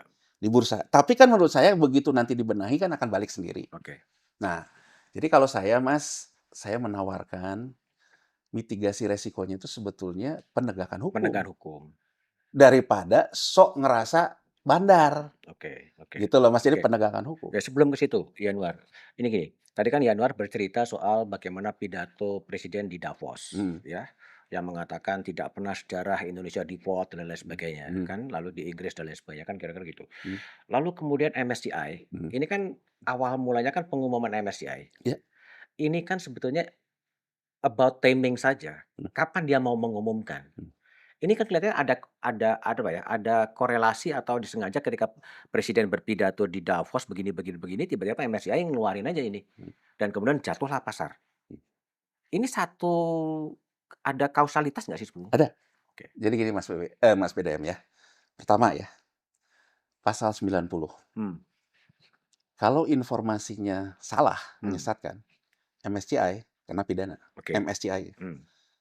Jadi katakan Anda menyebar berita Bohong. bohong. Hmm. Tapi berita yang disampaikan oleh MSCI dari mulai Maret tahun lalu dan sekarang tidak ada yang bohong, Mas. Tidak ada yang bohong. Tidak ada yang bisa kita bantah. Oke. Satu, Oke. terkait kenapa berubah dari long ke short, karena Oke. Indonesia tekanan fiskal, nggak bisa kita bantah. Oke. Betul, Oke. penerimaan negara kita turun. Oke. Saham gorengan, Mas. Mas, saya ini, Mas, Hmm. saya di bursa ngurusin. Hmm. Jadi kan gini, Mas, saya mungkin biar publik tahu ya bagaimana struktur hukum. Hmm. Di bursa itu, Mas, kantor kepolisiannya itu bursa. Hmm. Jadi kalau Polantas, Hmm. ya kan, Polantas ngelihat ada apa-apa, itu bursa. Hmm. Tapi kalau misalnya bahwa ini dia melanggar karena kecelakaan, kan saya harus ke Kejagung, Mas. Hmm. Kejagungnya itu dalam hal penyidikan dan sebagainya, itu OJK. Hmm. Yang dia tidak punya hanya penuntutan. Penuntutan harus ke Kejagung. Tapi punya pasal out of court settlement, Mas. Jadi intinya penyidikan tuh ada, Mas, di OJK. OJK juga boleh mengatasi itu dengan denda, tidak bawa ke pengadilan. Tapi yang tidak pernah ada sampai sekarang, sejak Undang-Undang Nomor 8 Tahun 95 keluar, kita menetapkan peraturan pemerintah cara out of court settlement. Itu makanya saya memuji Korea Selatan, Mas. Hmm. Dia punya terobosan hukum gitu loh, bahwa out of court settlement-nya itu memang dibuat peradilan. Kan kalau Ya. kita nggak tahu gitu nih OJK tawar-menawarnya gimana, orang diumumkan aja nggak pernah gitu loh, Mas, gitu ya. Jadi artinya kan nuansa itu kan kental gitu. Nah, jadi kalau menurut saya sekarang saya masuk nih, informasinya benar. Hmm. Kalau informasinya benar, satu, soal tekanan fiskal, ya. Kenapa ya? Begitu dia keluarkan, sebelum dikeluarkan, indeksnya naik. Hmm. Begitu dia keluarkan, langsung turun. Langsung turun. Maka saya akan masuk ke pasal 91 sampai 92. Di pasal 91, peristiwa sebelum informasi keluar, saya akan lihat, Mas BDM. Hmm. Harga naik di bentuk ini, apakah itu transaksi semu? Hmm. Pasal 91. Bagaimana saya ngelihat transaksi semu? Tidak ada perpindahan kepemilikan efek dan saham. Banyak nih, termasuk yang dikritik oleh MSCI sendiri. Hmm. Banyak nomini, penyebaran order ke nomini. Hmm. Berarti kan MSCI mengatakan di Indonesia ini harganya dibentuk oleh transaksi semu. Hmm. Karena sebetulnya publiknya sendiri nomini, lu lagi. Ya kan, Mas? Artinya kalau itu, apakah itu orang tertipu, Mas? Itulah pertanyaan saya. Mas, saya rasa, Mas, ya, kita lihat deh hedge fund, ya. Misalnya yang terkenal deh di sini, Ray Dalio, Bridgewater. Bridgewater, Mas, tahun 2025, keuntungan pengelolaan fund-nya 35%, Mas. Jadi kalau Mas BDM ngelola itu, Mas BDM bisa memberikan return ke para pemegang dananya 35%. 35% itu, Mas, 28%-nya dia dapatkan dari emerging market di Asia. Artinya apa? Seneng kan sama gorengan, Mas? Iya nggak? Nah, sekarang pertanyaan saya simpel. Kalau Anda mengukur Indonesia pakai kacamata free float yang ada di New York Stock Exchange yang sudah mapan, Anda nggak Beda. kayak orang pura-pura nggak tahu aja. Mana mungkin Indonesia free float segede gitu? Jangankan orang daya beli saham, Mas, publiknya. Uang untuk konsumsi aja masih pakai pinjol. Itu kan logik aja, Mas. Sebelum data Bank Dunia katanya jumlah orang miskin kita nomor 2 di bawah Zimbabwe. Kan Anda sebagai ini kan udah logik dari dulu tahu bahwa intinya free float kalau disamakan dengan New York Stock Nokia Exchange. saya nggak ada. Tapi kan masuk juga asing. Berarti kan asing tahu dengan free float yang rendah gampang digoreng. Dan dia menikmati gorengan. Salah satu faktanya apa? Faktanya keuntungan hedge fund 25% dari emerging market. Bukan dari New York loh. Kalau misalnya dia tuh dengan durasi cara berpikirnya, menurut saya kita lihat aja. Anda juga sebenarnya menikmati gorengan itu. Artinya Mas BDM, saya ingin mengatakan informasi you benar, nggak bisa saya bantah. Tapi kalau Anda mengatakan ngerasa ditipu, saya nggak percaya dong. Ya dong Mas BDM, bahwa jangankan Anda, saya aja yang bukan hedge fund udah tahu emang di Indonesia mah semua gorengan gitu loh, Mas. Jadi MSCI, bagaimana kita menempatkan MSCI itu? Itu sesuatu yang memang bagus untuk memperbaiki tata kelola bursa, membenahi saham gorengan, membenahi free float dan lain sebagainya, atau dia juga by intention dengan motif lain? Dua, satu kita memanfaatkan momentumnya, sama aja dengan orang mengatakan bahwa kita dihantam oleh Soros. Satu sisi kan kita nggak suka sama Soros karena membuat ini. Tapi satu sisi kita suka. Suka nggak suka kan Soeharto jatuh, Mas. Ya kan, Mas? Jadi sama dengan MSCI. Kita udah tahu kok yang diomongin MSCI itu memang masalah kita. Kita menggunakan itu untuk reform, ya gitu. Tapi kan tetap kita juga tetap memandang Soros juga ngambil untung dari peristiwa itu. Kalau saya, Mas, yang namanya otoritas yang berwibawa, saya nggak pernah silau ngelihat Anda siapa. Karena intinya litigasi kan, Mas. Saya periksa. Ketika saya mengatakan MSCI tidak punya kepentingan terhadap informasinya, karena saya periksa. Artinya, sekarang harus saya uji. Informasi yang dikeluarkan MSCI, siapa yang mendahului informasi? Keluarkan nanti, Mas. Asing-asing brokernya ini. Otoritas jasa keuangan ataupun APH bisa nanya, berapa ini investornya? Saya bisa lihat kan, investor ini ada kaitan nggak sama MSCI? Ini kan proses pemeriksaan, Mas. Ya kan, Mas? Setelah itu, setelah informasi datang, informasi dibalik, ini orang sama nih. Jadi ada 2 periode pemeriksaan, Mas. Saya kasarnya saya ingin mengatakan teknis saja. Apa yang harus dilakukan? Di Maret, ya, ketika harga naik sebelum informasi keluar, saya harus periksa. Ada nggak unsur manipulasi pasar yang dilakukan oleh orang yang juga sudah tahu MSCI akan mengeluarkan tanggal ini. Ini namanya tiperi, Mas. Jadi orang yang mempunyai informasi orang dalam. Kalau memang benar-benar murni orang ini nggak tahu dibuktikan oleh proses pemeriksaan, ya memang bejonya dia gitu loh, Mas. Gitu loh. Tapi kalau saya bisa buktikan, Anda memasang posisi mendahului informasi karena Anda tahu informasi ini akan keluar. Berarti Anda masuk ke dalam pasal 91, 92, manipulasi pasar. Anda masuk ke perdagangan orang dalam. 95, 97. Insider trading. MSCI-nya terlibat atau enggak? Ya dilihat. Dalam konstruksi ini terlibat atau enggak. Tapi kan bisa gini, Mas. Aku ambil contoh. Saya misalnya researcher di MSCI. Ya. Saya belum rilis. Saya bilang nih ke Mas BDM. Mas BDM, itu beli aja dulu. Ntar soalnya kita minggu depan mau mengeluarkan rilis nih. Itu juga IOD loh, Mas. Jadi artinya orang yang memasang mendahului informasi, Hmm. kalau dia mendapatkan ini, itu pidana, Mas. Ya. Dan menurut saya, kalau kita ingin mengembalikan pendisiplinan, disiplinkan, Mas. Hmm. Kemudian setelah itu juga ada yang memanfaatkan pidana. Jadi Mas BDM, saya ingin mengatakan, apa yang menjadi narasi dari presiden itu nggak salah, Mas. Bahwa Bahwa orang yang merontokkan indeks ini Hmm. akan diperiksa. Kan orang banyak, wah Oke. ini, nyinyir ya Mas ya. Mhm. Tapi menurut saya, kita memang harus lakukan. Hmm. Tapi prosesnya harus kredibel. Hmm. Ya kan Mas? Ya. Makanya saya tadi sarankan kan, lebih orang yang kredibel ya. Kalau polisi orang juga nggak percaya kan gitu loh Mas. Kredibel. Gelar perkara. Presiden harusnya mengatakan gini, mengembalikan kepercayaan ini, saya minta pemeriksaan. Saya memberikan tenggat waktu. Hmm. Sekian hari, Anda harus gelar perkara ke publik. Ya kan? Kalau tidak ada, Anda harus jelaskan kenapa tidak ada. Kalau ada, Anda harus jelaskan. Kan ditarget seperti itu, Mas. Siapa yang melakukan gelar perkara? OJK dong, ya OJK. APH. Ya. Cuman kan sekarang dengan undang-undang yang dikabulkan oleh MK, memang ini bisa dilakukan oleh OJK, bisa dilakukan oleh polisi, bisa dilakukan Kejaksaan Agung kan, Mas. 3 itu kan, Mas. Oke.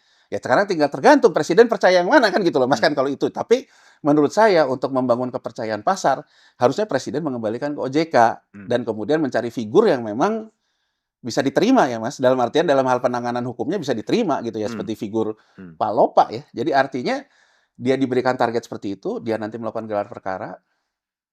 Jadi gini Mas, aku memberikan gambarannya, bukan saya bermaksud apa sok atau apa ya Mas ya. Dulu waktu divestasi saham BCA itu yang gede-gede Mas, yang nama-nama besar inilah, JP Morgan, Goldman Sachs, Merrill Lynch gitu.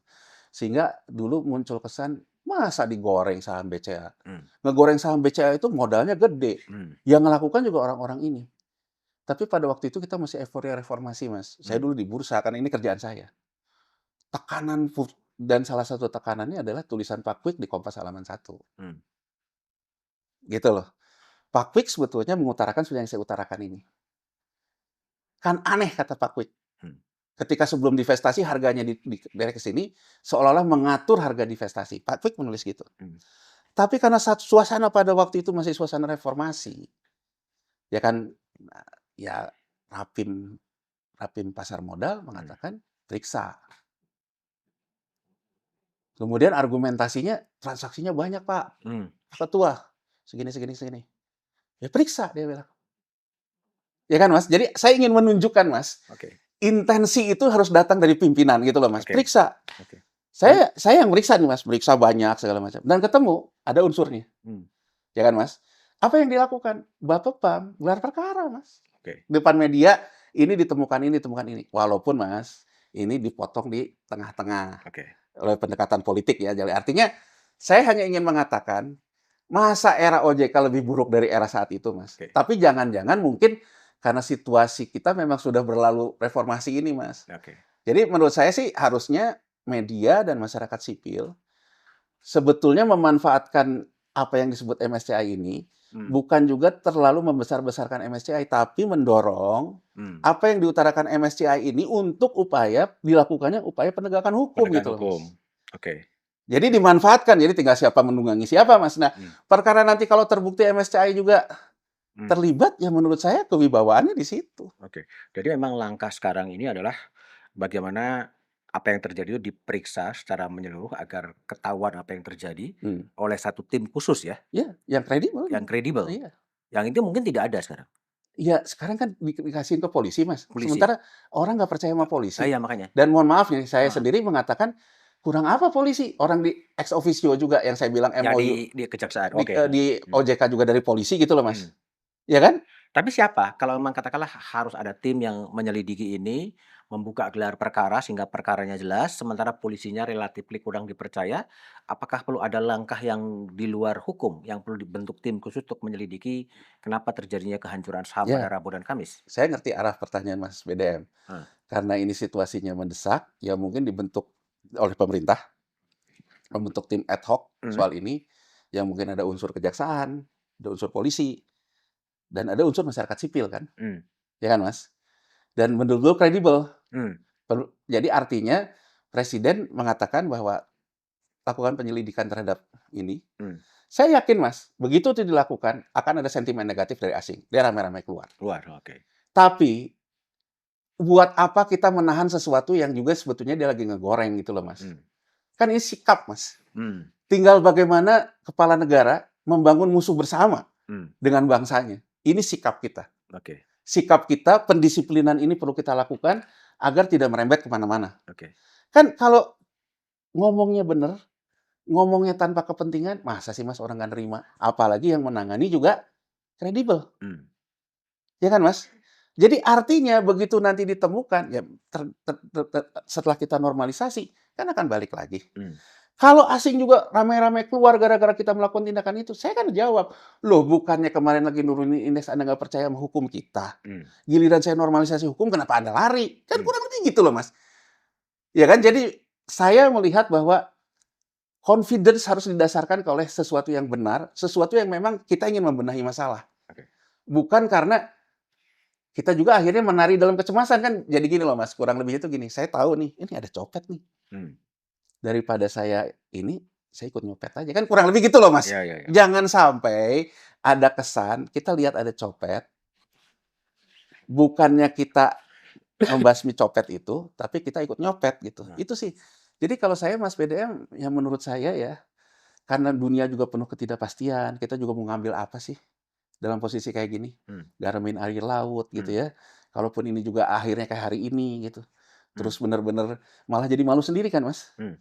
Ya kan ternyata mana udah masuk belum ke pasar kan malu sendiri Mas. Hmm. Ngomong apa jadi apa gitu loh Mas. Hmm. Ya menurut saya kan lebih baik sebetulnya akhirnya ya out of the box. Hmm. Kembali ke hukum. Perkara bahwa semua lari likuiditas sepi ya nggak apa-apa menurut saya. Ya. Toh ini juga dilakukan Amerika Serikat ketika krisis 2008 loh Mas. Bahwa dia menghentikannya lewat pendisiplinan pasar. Oke. Jadi sebetulnya ini peristiwa hukum Mas BDM. Ini Oke. peristiwa hukum. Kalau kita lihat sekarang ya, Senin Hmm. jam 15.42, posisinya tuh minus 529. Artinya indeksnya pada 7.888. Ini apa yang Anda baca? Respon itu tidak dipercaya dari pemerintah sekarang dengan menempatkan mengganti OJK, mengganti dirut bursa, atau belum ketahuan langkah-langkah yang diambil, atau apa yang Anda lihat? Pertama, kalau saya bagian dari yang bermain dalam kecemasan ini, Oh, oke. saya memang menambah durasi kecemasannya. Oh, Kurang lebih gini loh, baru gua pancing segini aja, lu udah panik, panik. Hmm. ya kan? Gua tambahin lagi deh, Hmm. biar lu tambah panik. Hmm. Gitu loh, Mas. Jadi artinya, ya memang karena garamin air laut tadi gitu. Garamin air laut. Nah, itu yang pertama ya, Mas. Kedua, investor fundamental. Hmm. Investor fundamental ngelihatnya gini, isunya penegakan hukum, jawabannya bukan penegakan hukum. Oke. Demutualisasi itu. Iya, malah jawabannya demutualisasi, nambah duit pensiun gitu loh, Mas. Kan kalau saya investor rasional, Mas, ya. Dana pensiun, BPJS, asuransi mau dimasukin ke sini. Saya juga rasional. Fundamentalnya itu tidak mendukung indeks ini untuk naik, Mas. Jadi gini loh, Mas. Mohon maaf ya. Menurut saya tuh sojagoan itu kelebihan ya. Jadi misalnya ngomong, nyalahin global itu nggak bener.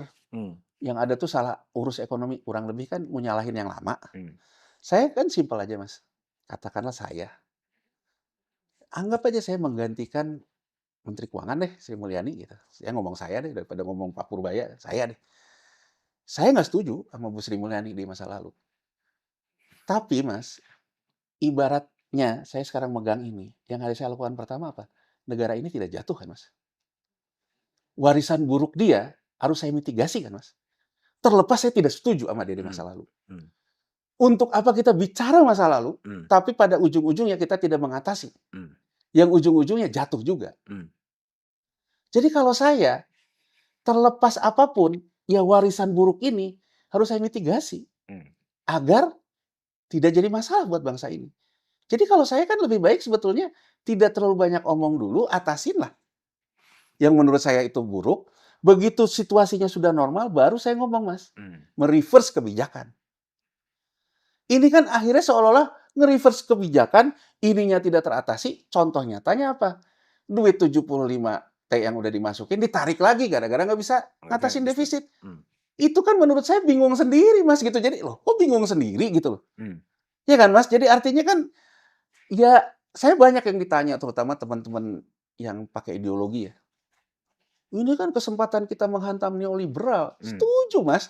Tapi mungkin bukan timing yang baik. Karena dunianya sendiri lagi karut-marut. lagi karut-marut. Jadi mungkin yang baik itu bukan kita pro neoliberal, tapi kita mengatasi dulu masalah neoliberal. Mmm, Jadi saya ingin menggambarkan apa yang dikatakan Xiaoping, Mas, ketika tahun 78. iya, Nggak peduli kucing putih, kucing hitam. hitam, yang penting bisa nangkep tikus. Mmm, Jadi kan kurang lebih gini, mau apapun juga yang penting nggak krisis. Nggak usah dulu berdebat soal mmm, ideologinya gitu loh, mmm, Mas. mmm, Jadi kan kurang lebih kalau Anda betul-betul seorang sosialis, ya seperti presiden juga yang membangun mmm, kedaulatan dan sebagainya, mungkin Anda akan pakai cara neoliberal tapi pikiran Anda nasionalis. mmm, Jadi kurang lebih saya mitigasi, untuk mitigasi ini saya harus berpikir liberal, tapi cara berpikir saya sosialis, negara kan, oke. penguatan negara. Nah, jadi kalau menurut saya sih, kan harusnya itu yang terjadi ya, Mas, ya. Jadi, ya saya ngelihatnya tuh, pasar yang fundamental, baik yang neoliberal sekalipun, ngelihatnya, "Wih, emang Indonesia punya duit ya Mmm, untuk stabilisasi? Terus kalau stabilisasi, emang fundamentalnya mendukung indeks ini untuk stabil? mmm, Wong harga emas aja sekarang volatile, Mas. mmm, Ya kan, Trump-nya masih kayak gini gitu. mmm, Itu kan sesuatu yang nalar, Mas, mau mengatakan bahwa bukan pengaruh global. Emang kita betul-betul nih terpisah dari global? Saya ingin memberikan gambaran, Mas, BDM. Ini kan kita ngomong investor fundamental ya. Indonesia turun PPN-nya, berarti daya beli turun. PPH turun, berarti sektor produksinya turun. Kalau kita lihat, Mas, BDM, Indonesia selama ini mengandalkan apa sih? Ekspor batu bara sawit. Cina impornya berkurang, Mas, hampir setengahnya. Impornya itu sekarang turun 53. Artinya berdampak kan, Mas, ke mmm, kita. Ya kan, berdampak sehingga kita tidak ada, kita mau ngomong kita steril terhadap global, Mas, mmm, ya kan? Kita harusnya kan mengakui, Mas, ekonomi kita dalam tekanan. Kalau kita sudah mengakui dalam tekanan, cara kita merespon juga beda kan, Mas. iya, Termasuk cara kita melihat MBG dan sebagainya lah, mmm, gitu. Jadi artinya kita dalam tekanan, kita survive dulu deh, oke. gitu kan, Mas, ya. Nah, dalam posisi kayak gini, kalau saya investor fundamental, ini dalam tekanan tapi dibantah terus. Mmm, Dan kesannya tuh kayak bener-bener negara kaya gitu loh, Mas. mmm, Padahal juga orang bisa lihat gitu, kemarin aja defisitnya naik, ini yang disebut krisis kepercayaan, Mas. oke. Jadi orang udah nggak percaya gitu, "Wah, Mmm, saya nggak percaya sama yang kayak gini." Jadi kalau yang tadi mmm, ngelihat bahwa, "Oh, ini sih kepancing, saya mmm, tambahin deh apa, mmm, intensitinya." Tapi kalau yang fundamental ngelihatnya krisis kepercayaan, Mas. Karena dia lihat pejabat-pejabatnya antara yang diomongin dengan kenyataan nggak nggak nyambung. nyambung. Oke. Yang ketiga, Mas, investor memang basisnya moral, Mmm, kan jadi artinya pro governance, tata kelola. Saya akan ngelihat, "Oh, ini punya potensi, apa yang dilakukan ini akan jadi kasus korupsi." mmm, Begitu kekuasaannya hilang, River Korea tadi. mmm, Ya saya nggak mau masuk, Mas. Daripada saya masuk direpotin sama kasus-kasus di masa depan, kan investasi itu kan transaksi hari ini untuk masa depan, Mas. iya, Kalau saya punya durasi panjang dan saya menganggap ini punya resiko hukum, karena kemungkinan uang itu dimanfaatkan oleh konflik kepentingan, saya memilih tidak masuk, Mas. mmm, Keluar, krisis kepercayaan juga. Jadi 3 ini kan, Mas. oke. Kalau yang berpikiran jangka pendek, ya kan, ayo deh kita adu stamina sampai kamu habis gitu. Mmm, Ya saya akan tetap main dan akan terus bermain dalam kecemasan ini. Tapi kalau durasinya saya itu menganggap bahwa, ini sebetulnya kamu tuh logis sih nggak sih? mmm, Antara omongan sama mmm, nggak logis. Ah, ya udahlah, saya juga nggak mau deh, karena nggak logis nih. Mana bisa indeksnya naik, ngerasa ekonominya terlepas dari global, mmm, ya kan? Indeks itu kan harus mencerminkan kondisi realnya kan, Mas, iya, gitu. iya, Mundur juga krisis kepercayaan. Yang ketiga, kategori investor yang hampir sama dengan yang di tengah, tapi lebih ke moral. Dia ngelihat bahwa, oh ini kayaknya yang di depan bisa jadi kasus korupsi nih. mmm, Kalau jadi kasus korupsi, saya enggak. Nah, jadi kalau menurut saya, lewat kanal Mas BDM ini, Pak Presiden, Anda harus lihat 3 ini. mmm, Makanya mohon maaf Pak Presiden, pemimpin itu kadang-kadang membutuhkan oposisi itu di sini. mmm, Ketika Anda belum jadi pemimpin kan kemampuan Anda berbicara lebih besar dari kemampuan mendengar. Namanya juga meyakinkan orang. mmm, Tapi saya punya keyakinan bahwa kalau begitu Anda menang pemilu, kebalik Mas, Iya iya. kemampuan mendengar yang Mmm, harus lebih besar dari kemampuan Anda berbicara. oke.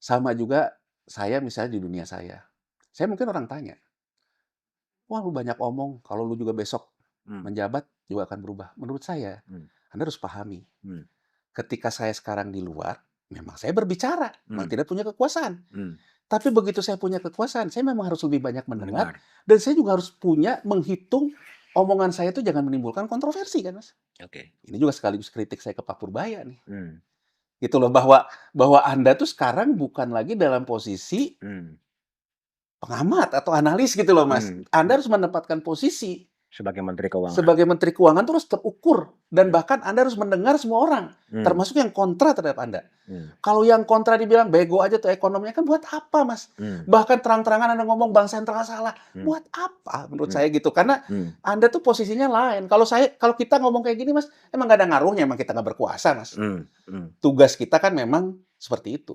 oke Nah, saya melihat gini, Mas, harusnya presiden tuh mendengar. oke Dia mendengar orang yang mengatakan terapinya insentif. oke. Harusnya presiden bilang, solusi ini cariin dong orang yang kontra. Mmm, Kan dua sisi mata uang, Mas. iya iya. Ya katakan enggak juga ya denger aja Mmm, orang yang kontra ngomong apa. Dia iya, resapi, mmm, kemampuan pemimpin kan di situ. mmm, Mengelola titik tengah antara risk dan return. iya, Begitu dia menganggap bahwa, oh usul dari yang positifnya untuk insentif tuh ke sini, return-nya ke sini. Kata yang aliran resiko ke sini. Kalau ngikutin semua ke yang aliran resiko, diam kita, iya, ekonomi nggak bergerak. Kalau nggak ngomong semua ke yang arahnya return, resiko jadi mmm, krisis. oke, Titik temu ini kan Mas, kemampuan seorang pemimpin itu kan di situ Mas. mmm, Tapi kalau belum yang di sini nggak didengerin, hanya dengerin ini, mmm, Anda sedang menggali kuburan Anda sendiri. mmm,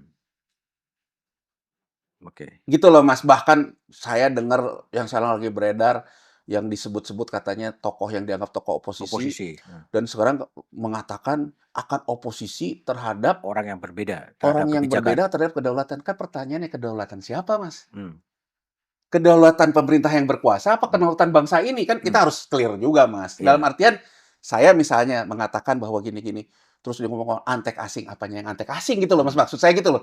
Kan Anda harus denger juga loh, iya, denger denger dua sisi itu. Jadi, mmm, menurut saya jangan belum apa-apa saja mau dimatikan. Karena kalau ini yang terjadi menurut saya sih, ya Anda tidak balance, Mas. Kan kebijakan itu kan namanya wisdom, Mas. wisdom, Wisdom itu kan memang titik tengah gitu loh. oke, Jadi, ya, saya hanya ingin mengatakan kepada presiden mungkin ya lewat kanal Mas BDM, mmm, ya saya ngomong di mmm, mana-mana. Orang selalu ngomongnya resiko mulu gitu. Ya mmm, karena yang ngomongin return kan udah di sekitaran presiden. mmm, Ya balance, saya sih akhirnya terserah presiden mau denger mau enggak gitu. Tapi saya juga ingin mengingatkan Pak Presiden, kita tuh punya sinyal kayak Korea Selatan tahun iya, 98. mmm, Kalau kayak sinyal 98 ini Anda harus hati-hati juga oke, dalam melakukan hostile takeover. Hostile takeover dalam artian gini loh, iya, pembersihan aparatur yang mmm, Anda anggap korup, korup, tapi karena berbeda kelompok. mmm,